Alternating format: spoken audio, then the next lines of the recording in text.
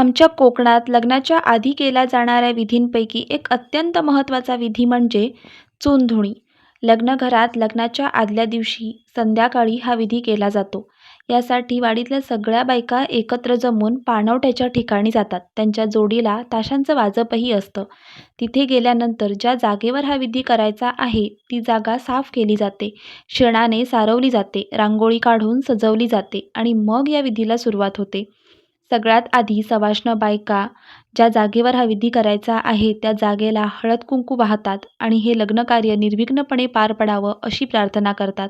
लग्नघरात लग्नाच्या काही दिवस आधी वाडीतल्या सगळ्या बायका एकत्र जमून लग्नाच्या सगळ्या कार्यक्रमांसाठी लागणारे तांदूळ निवडतात आणि हेच तांदूळ आज धुतले जातात, ज्याला तांदूळ धुणी किंवा चून धुणी असं सुद्धा म्हटलं जातं.